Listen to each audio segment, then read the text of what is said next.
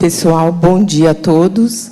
Então, vamos dar início a mais uma reunião de atualização de temas relevantes na prática clínica.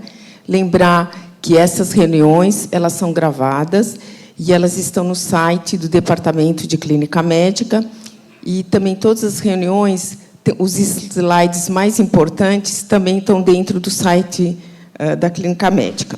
Lembrar para vocês do nosso simpósio interdisciplinar da Clínica Médica, que vai ser no período de 20 a 21/9 de 2019. Então, lembrar para fazer inscrição e pedir também para o pessoal, para os chefes do departamento, para tentar liberar os residentes na sexta-feira, e o outro vai ser no sábado, né? 2 dias, sexta e no sábado. Então, dando continuidade, quem vai apresentar é o Departamento de Hematologia e Hemoterapia e Terapia Celular do Hospital das Clínicas da Faculdade de Medicina da USP. O tema é Estado da Arte no Tratamento da Trombose associada ao câncer. Quem vai apresentar o caso clínico, os casos clínicos, né, é a doutora Roberta Santos Azevedo, que é médica residente deste programa, e quem vai discutir o caso clínico é a doutora Cíntia Rothschild, que é médica assistente do Serviço de Hematologia e Hemoterapia do Hospital das Clínicas. Obrigada. Bom dia a todos. A gente vai começar a reunião clínica de hoje, onde a gente vai abordar o tratamento da trombose associada ao câncer. Inicialmente, eu vou apresentar 2 casos clínicos. O primeiro caso clínico é o paciente JJG, masculino, 58 anos, natural e residente em São Paulo. Era um paciente que foi diagnosticado com sarcoma pleomórfico localmente avançado em coxa esquerda em setembro de 2018, e ele estava em proposta de realizar uma radioterapia neoadjuvante e, posteriormente, um procedimento cirúrgico para ressecar a lesão. Só que ele comparece em consulta ambulatorial de rotina em novembro de 2018, com uma queixa de piora do edema no membro inferior esquerdo, iniciado 5 dias antes da avaliação. De antecedentes pessoais, era um paciente com hipertensão arterial sistêmica há 5 anos, bem controlado em monoterapia, uma hiperlipidemia mista, esquizofrenia e hipotireoidismo. De medicamentos em uso, ele se encontrava em uso de uma polifarmácia, fazia uso de ácido valproico, quetiapina, clonazepam, simvastatina, levotiroxina, amlodipina e omeprazol. Ele negava qualquer história social relevante e, de história familiar, tinha uma mãe e irmã portadoras de hipertensão. Ao exame clínico, o que a gente possuía assim, de achado positivos era um paciente que tinha um IMC de 33,6, e no exame de extremidades, ele possuía um curativo em região onde ele possuía lesão na coxa esquerda, tinha um edema daquele membro, um edema simétrico, 3 cruzes em 4, associado ao empastamento de panturrilha ipsilateral. Nos exames laboratoriais, ele possuía um hemograma inocente, uma função renal dentro da normalidade, um TP de 99% e uma relação do TTPA de 1,04. Diante da suspeita clínica, foi solicitada uma ultrassonografia com Doppler venoso de membro inferior esquerdo, que veio como conclusão sinais de trombose venosa profunda no segmento da veia poplite esquerda. Agora vem a nossa primeira pergunta. Qual é a melhor opção de anticoagulação para esse paciente? Eu vou pedir para vocês acessarem o site gg.gg/tevcancer01 e responder a uma das seguintes alternativas. Alternativa A, rivaroxabana, pois o paciente não possui contraindicação ao uso de anticoagulante oral direto. Alternativa B, antagonistas de vitamina K, já que a varfarina constitui tratamento de primeira linha para os pacientes com TEV associada ao câncer. Edoxabana, pois os estudos publicados, o resultado com essa medicação mostrou ser superior ao uso do antagonista de vitamina K. Ou alternativa D, heparina de baixo peso molecular, já que o paciente possui interação medicamentosa proibitiva ao uso de anticoagulantes orais direto. Então, das 32 respostas que a gente tem, a maioria optou pela alternativa D, heparina de baixo peso molecular. Posteriormente, na aula, a doutora Cíntia ela vai dar a resposta e vai explicar um pouco as alternativas. Então, seguindo no caso, o paciente foi indicado o início de anticoagulação. Ele iniciou com heparina em dose plena, 1 mg/kg, de 12 em 12 horas, mas, após poucos dias, optaram por trocar a anticoagulação para rivaroxabana, 15 mg de 12 em 12 horas. Entretanto, no dia 21/12, ele foi admitido na emergência do ICESP, em vigência do uso de rivaroxabana, com uma queixa de uma dispneia súbita e uma pré-síncope após mudança de decúbito. Aos sinais vitais, ele tinha uma pressão estável de 110/80, tinha uma frequência cardíaca de 125 batimentos por minuto, uma frequência respiratória de 20 incursões, saturando 93%. Não tinha outras alterações evolutivas aí ao exame físico. Essa aqui foi a angiotomografia que foi realizada diante da suspeita de TEP, e a gente vê que o paciente ele possuía falha de enchimento aqui na artéria pulmonar esquerda e em artérias pulmonares interlobulares, tanto esquerda quanto direita, em ramos segmentares dos lobos inferiores, que era compatível com tromboembolismo. Nesse momento, ele realizou novos exames laboratoriais.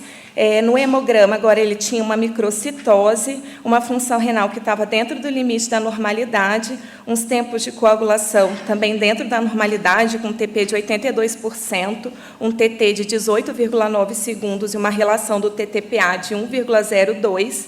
Ele possuía uma troponina T de 0,043, acima do limite superior da normalidade, e um NT-proBNP de 3.880. Ele realizou também um eco, que, além do aumento do esqueleto do átrio esquerdo, ele mostrava um aumento discreto de câmaras cardíacas direitas, mas ele não tinha disfunção. Diante disso, quando a gente vai estratificar o risco desse paciente, através do PESE simplificado, a gente vê que ele pontua um ponto pela história de neoplasia e um outro ponto pela frequência cardíaca maior que 110. Aqui, um ponto importante que a gente tem que levar em consideração é que todo paciente que tem história de neoplasia, ele nunca vai ser considerado de baixo risco, porque ele sempre vai pontuar um ponto. Esse aqui é um algoritmo que foi publicado no Guideline Europeu para tratamento de TEP, e a gente vê que o paciente ele tinha um PESE simplificado maior ou igual a 1, então ele era pelo menos um risco intermediário, e como ele tinha alterações tanto no eco quanto nos exames laboratoriais, ele era classificado como um risco intermediário alto. Diante disso, foi optado por suspender a rivaroxabana e foi iniciado a anticoagulação com enoxaparina, 100 mg de 12 em 12 horas. O paciente evoluiu bem clinicamente, sem recorrência dos episódios de trombose, e, posteriormente, só foi realizar o procedimento cirúrgico em abril desse ano. Agora vamos para o segundo caso clínico, que é do paciente JF-SF, masculino, 73 anos, natural de Pernambuco e residente em Bugaçu. Era um paciente que foi diagnosticado com adenocarcinoma gástrico localmente avançado, considerável e ressecável na época do diagnóstico, que foi em janeiro de 2018. Ele chegou a realizar uma jejunostomia em um hospital externo em fevereiro desse mesmo ano e, posteriormente, ele veio encaminhado para acompanhamento no ICESP em abril de 2018. Durante o acompanhamento no ICESP, ele chegou a receber 2 esquemas de quimioterapia, o primeiro com Emiflox e o segundo com Paclitaxel. No momento que foi feita a troca de um esquema de quimioterapia para o outro, ele chegou a realizar exames de imagem em agosto de 2018 para justamente reavaliar a doença, e ele veio com um diagnóstico de um TEP incidental, justamente porque ele estava assintomático no momento da realização do exame. Posteriormente, o último ciclo de quimioterapia que ele realizou foi em setembro de 2018. Era um paciente que negava qualquer comorbidade prévia, não fazia uso de nenhuma medicação regular, de história social relevante, era um paciente ex-etilista, mas estava abstêmico há 2 anos, e de história familiar, um pai falecido aos 69 anos por um quadro de IAM. Ao exame clínico, que a gente tem de achados positivos, é um paciente que estava hipocorado uma cruz, era um paciente que estava bem desnutrido, ele tinha um peso de 45 quilos em MC de 16,1, sem alterações nos sinais vitais, e no abdômen ele possuía uma jejunostomia, que encontrava-se em bom aspecto, e para destacar que ele não possuía nenhum sinal clínico de trombose venosa profunda. Aos exames laboratoriais, no hemograma, ele mostrava uma anemia normonormo com RDW elevado e uma função renal dentro da normalidade. Esse aqui foi o exame que foi realizado justamente para poder reestadiar a doença, e nele foi visto que ele tinha falhas de reenchimento em ramos segmentares e subsegmentares da artéria pulmonar direita de aspecto periférico, algumas de aspecto periférico, podendo representar um tromboembolismo pulmonar. E, nesse momento, vem a nossa segunda pergunta. Qual a melhor conduta para manejo de TEP no paciente em questão? Eu vou pedir para vocês acessarem um site gg.gg/tevcâncer02 e votar em uma das seguintes alternativas. Na alternativa A, não seria indicado anticoagulação, já que o paciente encontra-se assintomático e com TEP incidental ao exame de imagem. Alternativa B, a anticoagulação não é uma opção, pois o paciente possui um alto risco de sangramento associado ao tumor, sendo recomendado acompanhar clinicamente e indicar tratamento se sintomático. Alternativa C, iniciar a anticoagulação, mesmo com diagnóstico de TEP incidental, porque o risco de recorrência de TEP e as taxas de mortalidade são semelhantes aos pacientes com TEP sintomático. E a alternativa D, seria indicado repetir os exames de imagem após o mês e, se persistência dos achados, iniciar a anticoagulação. Então, das 31 respostas, a maioria das pessoas votaram na alternativa C, que o paciente deve iniciar a anticoagulação, mesmo com diagnóstico de um TEP incidental. Posteriormente, a doutora Cíntia também vai comentar as alternativas. Então, dando seguimento ao caso, foi indicado anticoagulação para esse paciente com enoxaparina em dose plena, 1 mg/kg de 12 em 12 horas, mas um dia após foi optado pela equipe assistente em transicionar a enoxaparina para a rivaroxabana, 15 mg dia, com a justificativa da dose ter sido ajustada pelo baixo peso do paciente. No dia 13/11/2018, mesmo fazendo uso de dose reduzida do rivaroxabana, o paciente interna com relato de vômitos escurecidos há 1 semana e um quadro de melena no dia anterior à admissão. Ele necessitou de transfusão de 2 concentrados de hemácia à admissão, sendo que a última dose da rivaroxabana foi administrada 10 horas antes da admissão hospitalar. Então, nos exames laboratoriais, a gente vê que o paciente teve uma queda importante da hemoglobina. Ele foi admitido com uma hemoglobina de 6,6, possuía uma ureia de 122, mas uma creatinina de 0,92, um TP de 58%, uma relação de TTPA de 1,04 e um TT de 21,4 segundos, com um hepatograma também sem aparentes anormalidades. E aí vem a nossa terceira pergunta. Qual é a estratégia mais apropriada para manejo de sangramento do caso descrito? Vou pedir para vocês acessarem agora gg.gg/tevcâncer03 e responder ou a alternativa A, que seria suspender a rivaroxabana e utilizar plasma fresco congelado, já que seu uso está bem estabelecido para a reversão da ação de anticoagulantes orais diretos. Alternativa B, descontinuar a anticoagulação, realizar medidas locais para controle de sangramento e considerar o uso de complexo protrombínico. Alternativa C, como o tempo de trombina se encontra-se dentro da normalidade, não é indicado nenhuma medida adicional para reverter a ação da rivaroxabana. E a alternativa D, o uso do idaracizumab está indicado para reverter a ação da rivaroxabana, já que o paciente apresenta um sangramento maior. A maioria das pessoas respondeu a alternativa B, que seria descontinuar a anticoagulação e tentar fazer medidas locais, sendo que praticamente 38% responderam a alternativa D, que seria usar o antagonista idaracizumab para tentar reverter a ação do rivaroxabana. Em relação à evolução desse paciente, então foi suspensa a rivaroxabana, ele realizou uma endoscopia que mostrava a lesão neoplásica, mas no momento em que foi realizado o exame, já não tinha nenhum sinal de sangramento ativo no trajeto avaliado.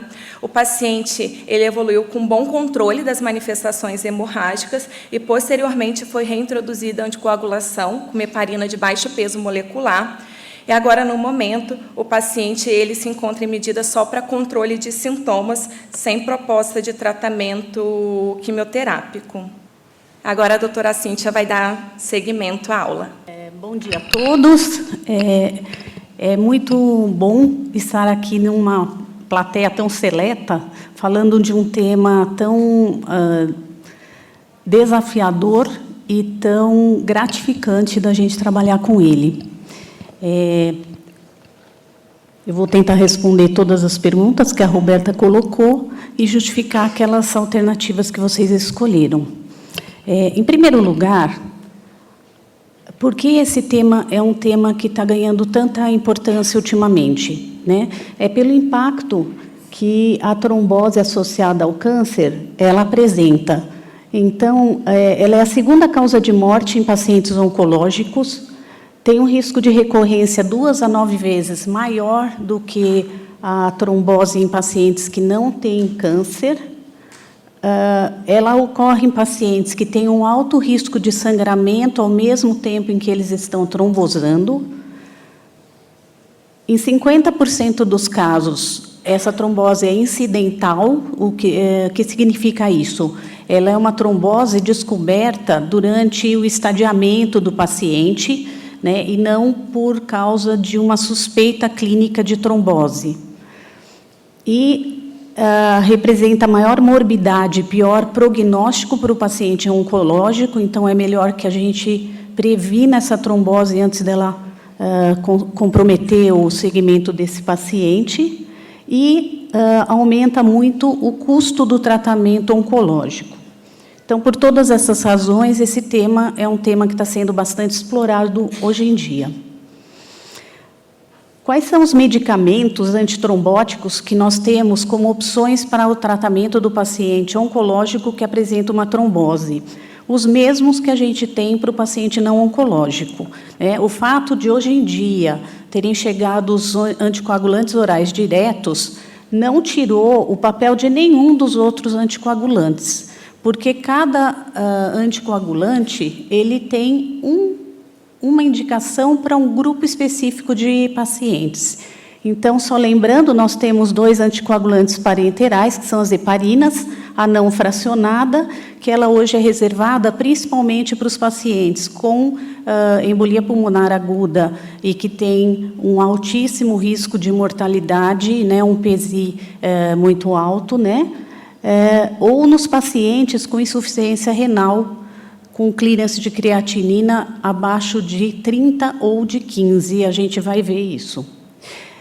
A heparina de baixo peso molecular, ela até o ano passado, meados do ano passado, era a droga de escolha em pacientes com trombose associada a câncer, e agora ela divide espaço com os anticoagulantes orais diretos, mas ela só pode ser usada em pacientes com clearance de creatinina até 30. Então, daí para baixo, você perde a chance de usar a heparina de baixo peso molecular.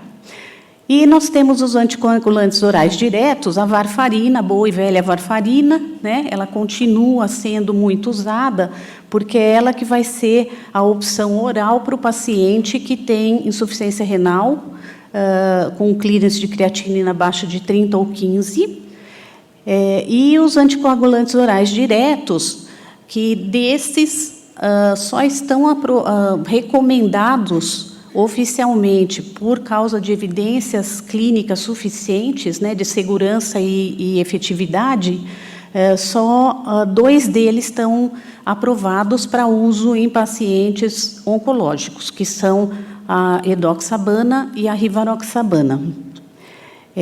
E nós vamos ver aqui, durante essa exposição, quais são as indicações para esses anticoagulantes. Muito bem.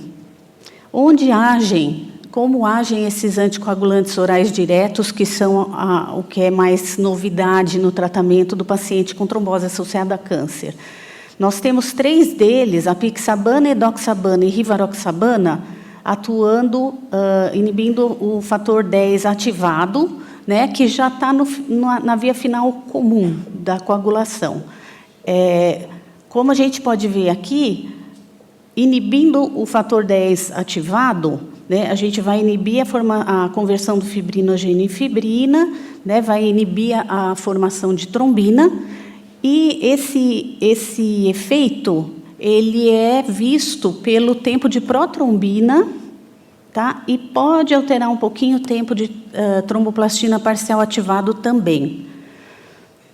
No caso da dabigatrana, ela é um inibidor direto de trombina e ela vai só inibir a conversão do fibrinogênio em fibrina, sendo que o exame alterado pela dabigatrana vai ser o tempo de trombina.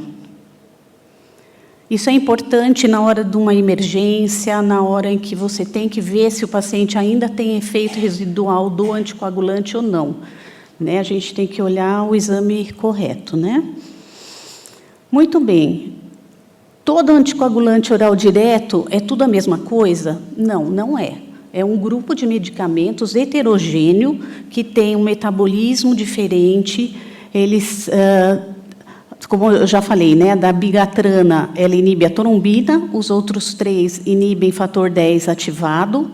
Elas têm uma diferente biodisponibilidade oral, sendo que aqui a rivaroxabana, ela atinge 80% a 100% de biodisponibilidade, desde que o paciente tome a rivaroxabana após uma refeição, porque o alimento aumenta uns 20% a biodisponibilidade oral.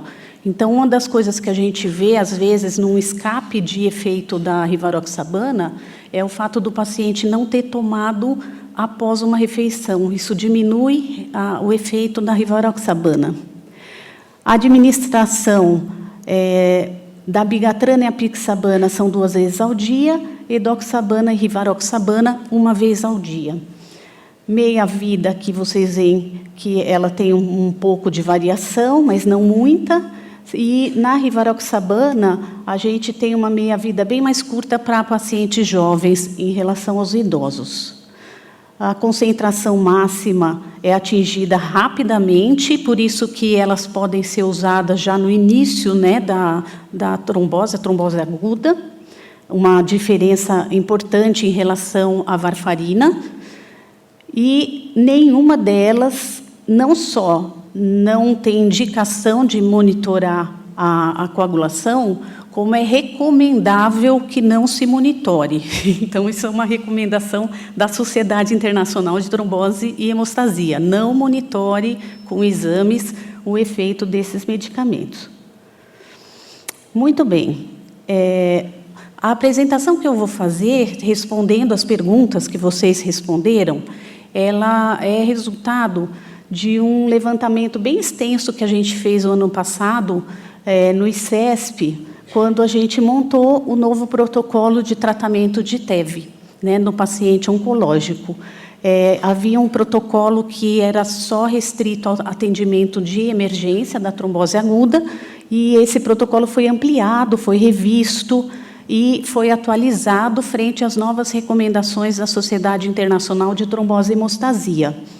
Os nossos motivadores, né, foi principalmente a farmácia e finanças do ICESP, porque havia um alto custo de anticoagulação no ICESP, né, era um dos maiores custos do hospital com medicamentos. A gente atravessou bastante dificuldades com irregularidades no fornecimento da heparina de baixo peso molecular, né. Aqui no Brasil só está disponível para comercialização a enoxaparina, né, e houve muitos problemas de diminuição de produção, então a gente teve bastante irregularidade nas anticoagulações dos pacientes por causa disso. E havia pela farmácia e pela hematologia, porque a gente já tinha um ambulatório de trombose e câncer no HC, a percepção de que se usava inadequadamente, com bastante frequência, os anticoagulantes. Então, pacientes que tinham tido trombose há muito tempo, quase um ano, às vezes ainda estavam com dose plena, usando medicamento parenteral. Então, tudo isso levou a gente a querer mudar fazer esse protocolo, né? E a oportunidade surgiu também de introduzir os anticoagulantes orais diretos, porque no segundo semestre a ISTH fez uma recomendação sobre o uso, então, da edoxabana ou da rivaroxabana no tratamento do câncer associado da trombose associada ao câncer. Muito bem. Em relação à primeira pergunta, respondendo à primeira pergunta, 60% de vocês responderam corretamente o item D. Então, qual é a melhor opção de anticoagulação para o paciente? Lembrando que é um paciente que teve uma trombose venosa profunda, né, fazia uso de ácido valproico, e ele teve uma embolia pulmonar em vigência de rivaroxabana, né? Então, aqui, rivaroxabana não era a melhor opção para ele, exatamente pelo uso de ácido valproico, que é uma interação proibitiva, né? Antagonista de vitamina K para pacientes com câncer não é a primeira nem a segunda opção, é uma exceção. Edoxabana, ela tem realmente um papel no tratamento da trombose associada a câncer, mas, nesse caso, ela teria igualmente a contraindicação por causa do ácido valproico, né? Então, vocês realmente acertaram, a maioria de vocês. Parabéns. Bom, vamos ver. Como é que a gente faz para escolher que anticoagulante você vai usar nesse paciente com câncer que teve uma trombose, né? A gente tem um passo a passo para escolher esse anticoagulante, e é o que a gente está agora insistindo no ICESP para que as pessoas aprendam a fazer esse passo a passo, né? Então, primeiro, é a primeira trombose ou uma recorrência, né? No caso desse paciente, ele teve a primeira trombose, né? E aí pode ser usado ou heparina de baixo peso ou o anticoagulante oral direto, dependendo dele ter um risco hemorrágico maior ou menor, né? Se maior, a gente prefere a heparina de baixo peso molecular, e dependendo das interações medicamentosas, que aqui, no caso, contraindicava o uso do anticoagulante oral direto. Território atípico não era, né? Se for território atípico, nós não temos ainda evidências que justifiquem o uso de anticoagulante oral direto. Lesão potencialmente sangrante, esse paciente não tinha, mas se tivesse, seria heparina de baixo peso, com atenção. Interação medicamentosa, tinha o ácido valproico e era proibitiva, então aqui seria a heparina de baixo peso a indicação. Função renal normal, sim. Função hepática normal também ele tinha. Na verdade, a gente tem um ajuste de dose dos anticoagulantes, dependendo do clearance de creatinina, né, como eu citei anteriormente. Então, no caso da heparina de baixo peso molecular, um clearance de 30 a 50 ml por minuto, a gente já tem que fazer uma checagem de antifator 10 ativado para ver se você está dentro da faixa que você quer de tratamento ou de profilaxia. No clearance de 15 a 50, você tem a chance já de usar o anticoagulante oral direto com correção de dose, né, dependendo do anticoagulante que você use. E o clearance de creatinina menor que 15, ele deixa como opções a heparina não fracionada ou o antagonista de vitamina K, varfarina. E lembrar que Child B e C, né, no caso todos os anticoagulantes orais diretos, Child B supervisionar o paciente, mas não está contraindicado, exceto na rivaroxabana, e Child C evitar todos os anticoagulantes orais diretos. E um último item é em relação à qualidade da absorção que esse paciente vai ter do medicamento via oral.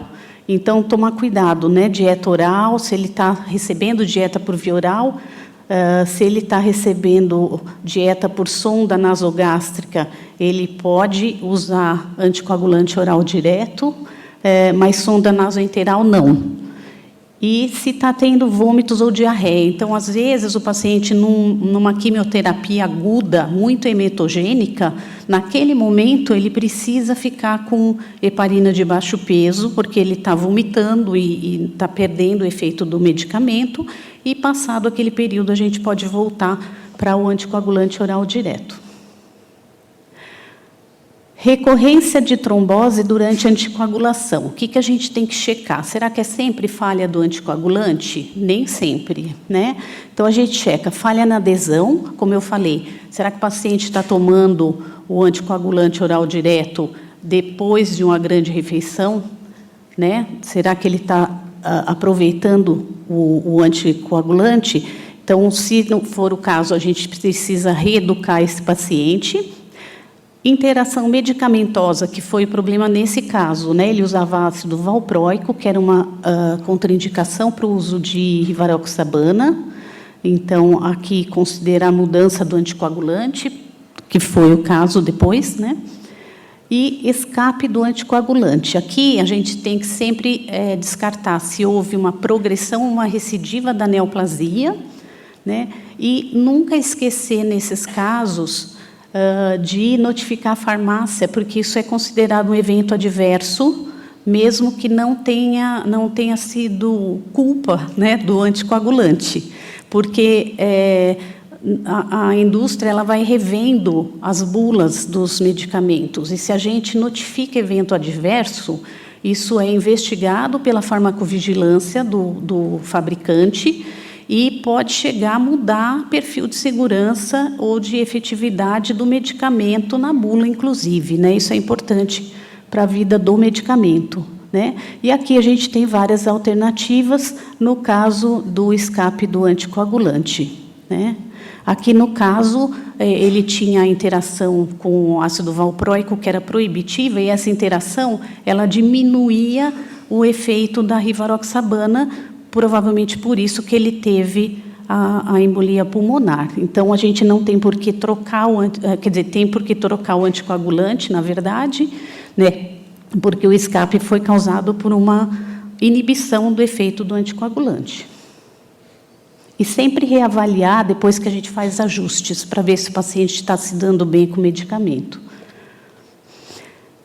Essa é uma lista que, no protocolo do ICESP, a gente colocou, ela é retirada, aqui está a referência, em que a gente tem uma tabela com as interações que aumentam a concentração dos anticoagulantes orais diretos, né, ou aumentam a ponto só de ser um ponto de atenção, ou aumentam de uma forma proibitiva. E as interações que reduzem a concentração dos anticoagulantes orais diretos, mas só merecem atenção, ou as que devem ser evitadas. Então, aqui o ácido valproico ele estava nas que deveriam ser evitadas, né? Muito bem. Segunda pergunta. Qual a melhor conduta para manejo do tromboembolismo pulmonar do paciente em questão? Vocês responderam, a maioria, 78% responderam C, que está correto, né? O paciente deve iniciar anticoagulação, mesmo com diagnóstico de embolia pulmonar incidental, né? Porque, apesar dela ser incidental, ela tem o mesmo risco de recorrência e de extensão e taxa de mortalidade semelhante no paciente com câncer do paciente que tenha um TEP sintomático.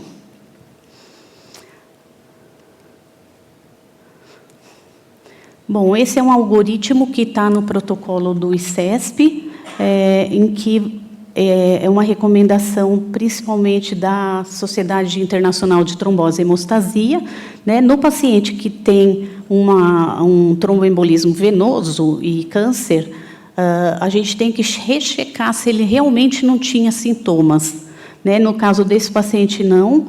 E se ele não tiver sintomas, você vai reclassificar em dois grupos. Ou ele teve um TEP subsegmentar único, que não foi o caso desse paciente, e daí esse é o único momento em que você pode esperar e fazer uma opção por talvez aguardar um pouco, repetir os exames, fazer um Doppler de membros inferiores, ver se tem mais algum indício de trombose para você, então, decidir fazer anticoagulação. Mas, no caso dele, ele tinha se subsegmentar múltiplo e, então, estava indicado o tratamento, né? No paciente com câncer, eles são altamente trombogênicos. Uma vez que teve uma trombose, geralmente ela se comporta mais agressivamente do que a trombose no paciente sem câncer. Então, por isso que a gente não demora muito para tomar conduta. Bom, eu falei tanto aqui da ISTH, né? Basicamente, as 3 orientações maiores dessa recomendação que saiu no segundo semestre do ano passado, ela salienta 3 coisas. Primeiro, tratamento individualizado após consenso com o paciente. Então, cada paciente com trombose associada a câncer é um paciente. Você tem que analisar individualmente, ver risco hemorrágico, risco de extensão da trombose, risco de recorrência da trombose, que tipo de câncer ele tem, em que fase ele está. Um câncer metastático é muito mais trombogênico do que um câncer em fase inicial e localizado, né? E levar em conta a opinião do paciente. Então, isso tem sido bastante gratificante no ambulatório de trombose e câncer, a gente realmente dialogar com o paciente e falar, olha, para essa trombose, as opções que a gente tem são essas, tem essas vantagens, essas desvantagens, e a gente decide junto. Isso é mais confortável para nós, porque muitos desses casos a gente não tem evidência científica, às vezes, para tomar uma conduta ou outra, e a decisão compartilhada é a recomendação da ISTH. Os anticoagulantes orais diretos, eles são primeira indicação para a trombose aguda em paciente com baixo risco de sangramento e sem interação medicamentosa relevante, e daí a heparina de baixo peso molecular, nessa indicação, ficou em segundo lugar. E as heparinas de baixo peso molecular, elas continuam sendo a primeira escolha nos casos com alto risco de sangramento ou interação medicamentosa relevante. O que é alto risco de sangramento? Isso foi definido pela ISTH também como neoplasia gastrointestinal com lesão luminal, neoplasia geniturinária ou de bexiga com lesão potencialmente sangrante ou com nefrostomia, porque a gente lembra que um paciente que sangre numa nefrostomia, ele pode ter uma oclusão por coágulos, né? Presença de alterações em mucosa gastrointestinal, mesmo não relacionadas à neoplasia, então úlceras, gastrites, esofagites e colites.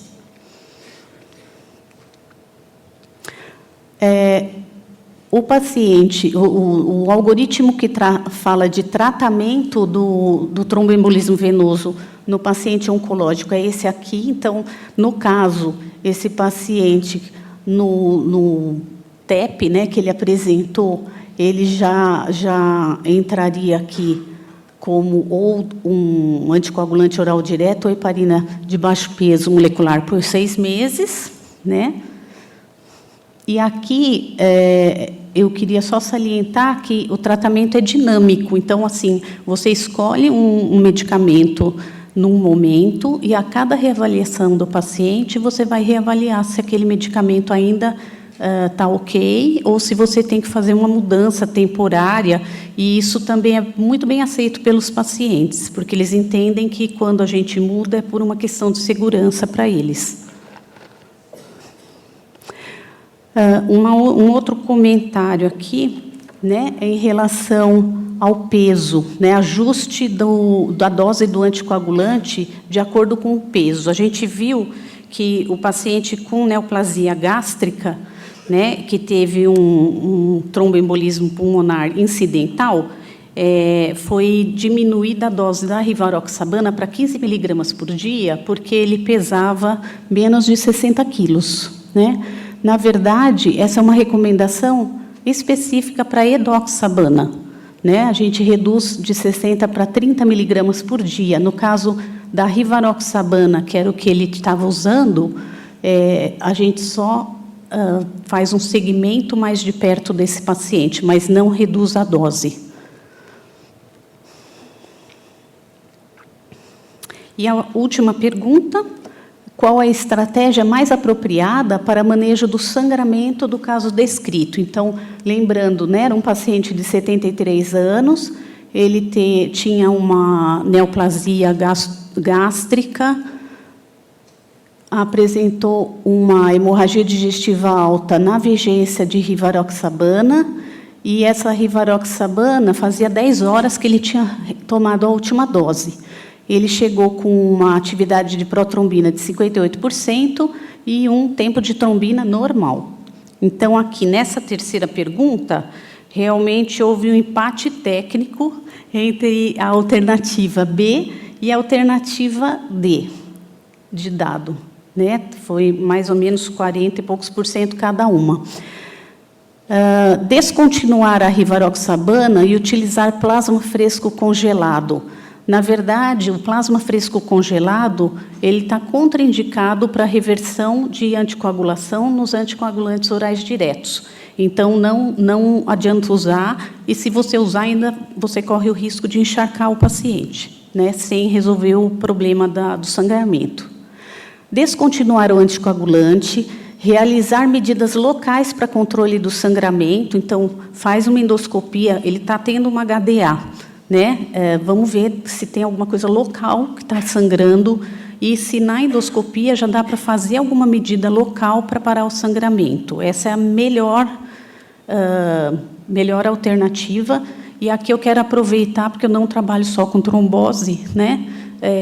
Isso vale para todo paciente com risco hemorrágico, né? A gente vê muito paciente com hemofilia chegar no pronto-socorro com hematúria, e aí está com hematúria porque tem hemofilia, né? Não, o hemofílico também tem cálculo renal, hemofílico pode ter traço falciforme junto, hemofílico pode ter infecção urinária, pode ter tumores do trato geniturinário. Então, assim, sempre, independentemente do que o paciente tenha de razão associada para estar sangrando, é fundamental avaliar localmente se tem por que ele está sangrando ali, né? E tentar fazer um tratamento local. Isso aqui nesse caso foi fundamental. Considerar o uso de complexo protrombínico. Na verdade, a gente usa o complexo protrombínico de 4 fatores, como reversão de ação do anticoagulante oral direto, mas essa não é a primeira opção, porque você tem o tempo de clearance desses medicamentos, que é relativamente curto, né? Eu vou detalhar isso daqui a pouquinho. Tempo de trombina, né? Se vocês lembrarem aquele slide que eu mostrei, né, que os anticoagulantes orais diretos que são usados para tratamento da trombose associada ao câncer, eles vão ser anti-10 ativado, não tem por que eles alterarem o tempo de trombina. Então, realmente, tempo de trombina aqui não vai dizer para você se ainda tem resíduo do anticoagulante ou não. O que vai mostrar é esse AP aqui, que está menor que 70%. E uso de darucizumab, é um antídoto, né, da rivaroxabana, está indicado para reverter a ação porque o paciente apresenta um sangramento major. A gente não tem disponível, a gente não indicou no ICESP a compra do antídoto. Por quê? Se a gente lembrar que o clearance da rivaroxabana, né, em 6 horas, 9, 8 horas, você já acabou com o efeito do medicamento, na maioria dos pacientes, se a gente pensar que tempo os nossos pacientes demoram para chegar até o ICESP, quanto tempo eles demoram para fazer uma ficha e ser atendidos no CAIO, né? Vai dar tranquilamente mais de 4 ou 6 horas, a não ser que seja vizinho aqui do hospital, que não é o que geralmente acontece. Então, a maioria dos pacientes que a gente tem visto, eles já chegam com um tempo grande depois da última tomada do medicamento, e isso é o suficiente para ele já não precisar de uma reversão, né? Os antídotos, eles ainda não têm um uso totalmente conhecido, né? E eles são caros, então essa não é uma opção realmente, né? A gente aqui ele já parou de sangrar só com a endoscopia e um cuidado local, né? Isso deu tempo de acabar o efeito do anticoagulante e ele nem precisar do complexo protrombínico. Então, realmente não é essa alternativa. Aqui é a tabela que nós temos no protocolo, né? Dependendo do anticoagulante que o paciente está tomando. Então, a gente tem aqui as meias-vidas, a reversão, qual é o medicamento indicado. Vocês vejam que não tem idarucizumab aqui. O controle aqui é mais para você ver se tem um efeito residual do medicamento, né? E plasma fresco ineficaz. O complexo protrombínico só indicado se a endoscopia não tivesse conseguido tratar e o paciente continuasse sangrando com risco de vida e instabilidade hemodinâmica. A gente não teve de outubro para cá, né? A gente está completando 6 meses de uso da rivaroxabana no ICESP. Nós não tivemos nenhum caso que precisasse de complexo protrombínico até o momento. Aqui eu não vou detalhar, mas esse é um algoritmo que está no protocolo e que ele detalha, né, a importância da monitorização.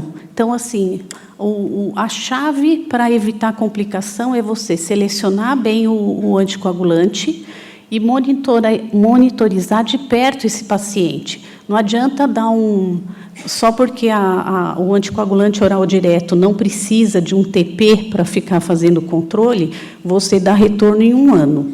Né? Nesse 1 ano, um paciente com câncer já fez um monte de coisas e ele vai ter complicações. Então, a gente tem as recomendações de monitorização detalhadas. E, finalmente, né, o que eu gostaria de deixar de mensagem para vocês, né? Para que vocês tenham sucesso no tratamento de trombose associada a câncer, com poucas complicações, né, e se sintam seguros. Confirme o diagnóstico da trombose, né? É muito difícil a gente tratar né, você aplicar um tratamento anticoagulante num paciente que, de repente, você vai ver o laudo e o laudo não confirmou a trombose e ele podia ter risco de sangramento. Então, é importante confirmar a trombose. Cuidado na seleção do anticoagulante, né? Veja se função renal, número de plaquetas, veja se o paciente tem interações proibitivas ou não, veja se ele tem alguma contraindicação para um anticoagulante, selecione o mais seguro para ele.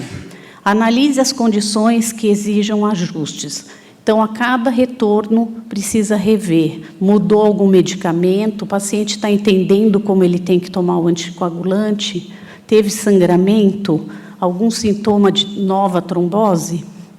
Oriente o paciente sobre a trombose e o tratamento. A gente tem uma parceria muito grande com a enfermagem nesse sentido. E o ICESP tem alguns folders, né, também educativos para os pacientes. Monitorize a anticoagulação de perto.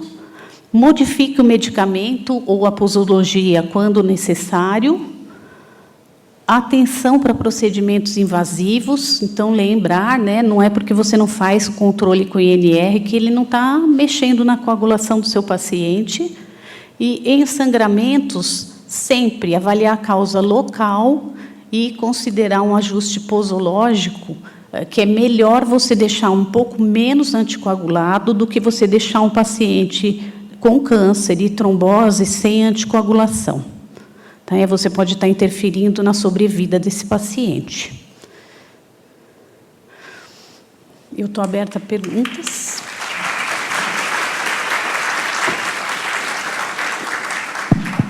Então, obrigada, Cíntia, Roberta, foi excelente, super didático, obrigada por trazer os protocolos.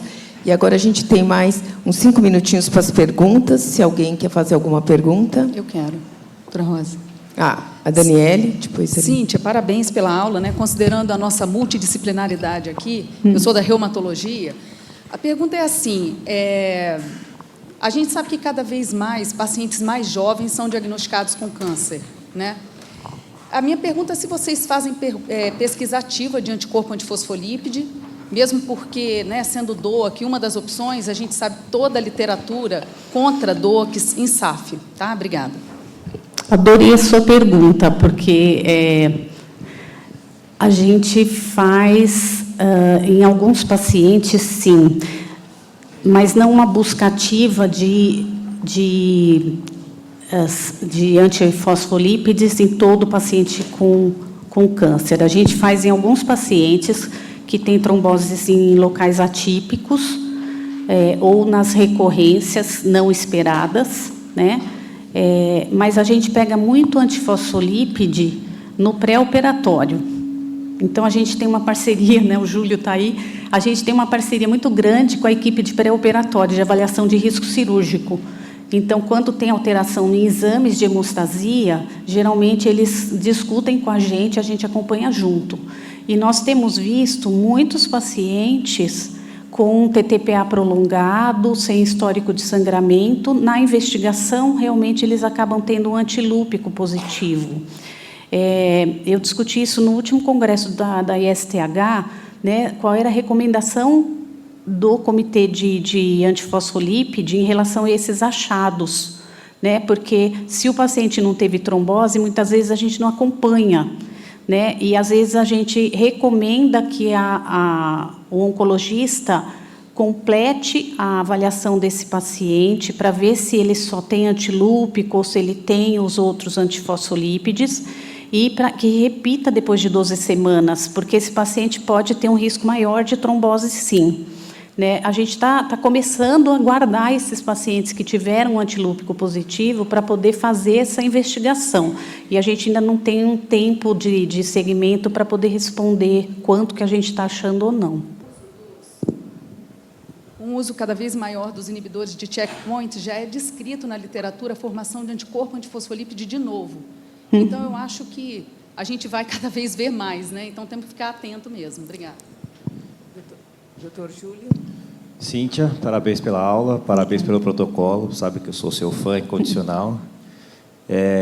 Você sabe que eu tenho algumas cautelas com relação à força da evidência que derivou a recomendação do ISTH para usar os DOACs em trombose associada a câncer, mas o protocolo, ele contempla toda a vigilância que é necessária nesses casos.